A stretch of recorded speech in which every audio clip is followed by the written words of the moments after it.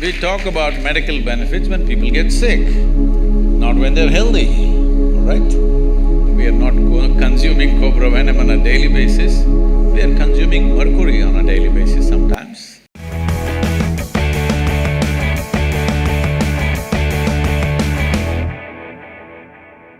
Sadhguru, in one of your uploads on YouTube, you speak of an experience where you've consumed the cobra venom, and and you describe this experience as something where one part of yourself felt like you were in a state of slumber, while the other part of you felt like you were in a higher level of brightness.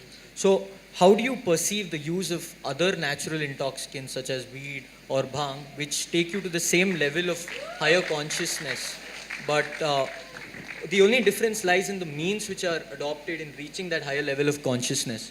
So, why has the consumption of weed in India remained a stigmatized subject? And fortunately for us, we have a senior minister in the Narendra Modi cabinet, Mrs. Maneka Gandhi, who's come out in support of legalization of marijuana. So could you also tell us what your take is on whether or not marijuana should be decriminalized, given that there is enough evidence to suggest that there is medical benefits associated with the consumption of marijuana? Medical benefits are for those who are sick, isn't it?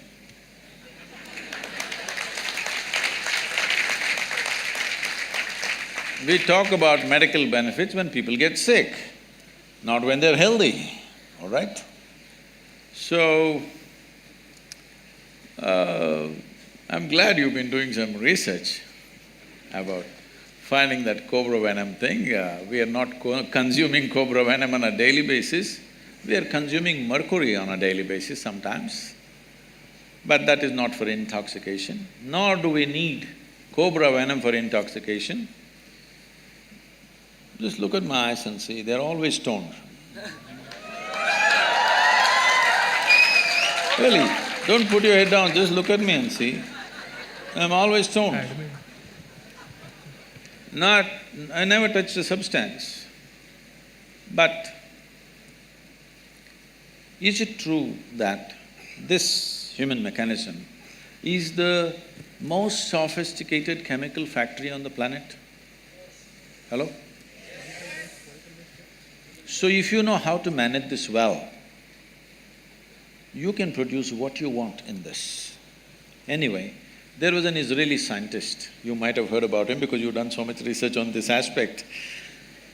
He was doing research on cannabis and its impact on the neurological system.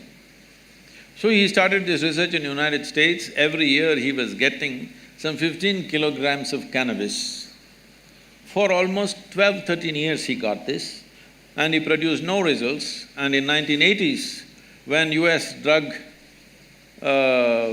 agencies, the agencies which were working against the drug smuggling and stuff, they decided to not hit the suppliers but hit the market. So the street was burning with police action. At that time, the police and the agencies said, this guy is getting 13 kilograms per year. We have not seen any paper from him, it must stop. So they stopped. Then he moved to Israel and he showed what he has done, and they supplied marijuana for him as much as he wants. In about 4.5 years, he came up with this. He said, there are millions of cannabis receptors in our brain. But why? So he threw this information to all kinds of scientific disciplines to find out why in human brain there are millions of cannabis receptors. Well, naturally the anthropologist said maybe at some time the whole humanity was smoking but that's not possible because many parts of the world it doesn't exist. But even there, they have. After many things, many funny things happened around the world in this context, then the neurologists came up with this and said, the brain is expecting that you will produce cannabis within the system. It's not expecting you to smoke. It's expecting you produce that so that it becomes a mood equalizer for you all the time. But most human beings have become inefficient chemical factories, or they're just lousy CEOs managing a great factory. So they start smoking from outside. It's not a moral issue. It's not a moral issue for me. But the thing is, there is substantial studies which are being put down by those few activists who want to promote it. There is substantial studies to show that your decision-making, your certain dimensions of your brain, particularly about decision-making, are sufficiently suppressed.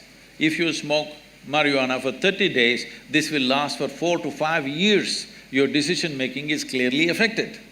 With that kind of mind, with that kind of a brain, if you enter the court and I'm putting my life in your hands, I don't want a cannabis-smoking lawyer for me. I don't want a cannabis-smoking surgeon to work upon me. If he's just smoking on the street corner, not doing anything to anybody, it's his problem. But definitely I don't want my surgeon to be on marijuana and do surgery on me. Yes or no? Do you want?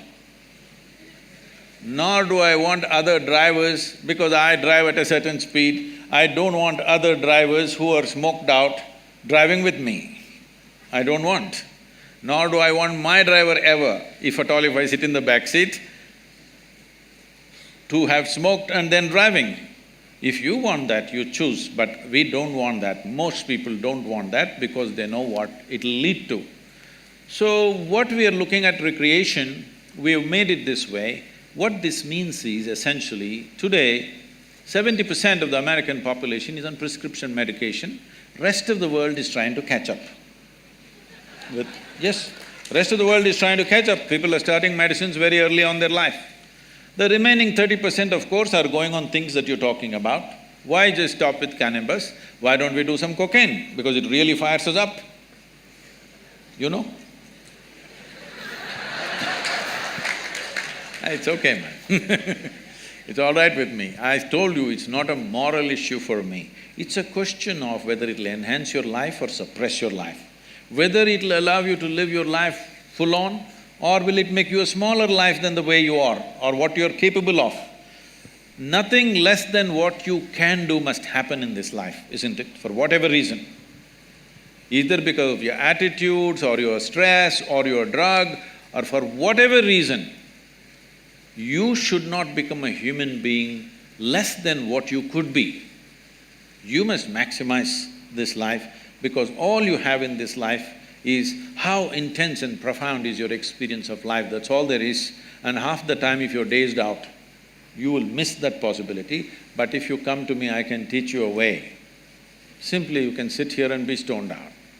No. Really. Not just me, I do this to any number of people, thousands of people, they just sit there and boom. Every day in the morning I can show you millions of people who close their eyes, tears of ecstasy dripping, because there is a way. There is a way to activate this system, because there's no more complex chemistry on the planet than this one. Yes or no? Do you agree with me? When everything is here, it's best to learn to use this. If you invest some time early on in your life, very effortlessly you can get here. Instead of that, if you take external inputs, we know all the negative impacts of that.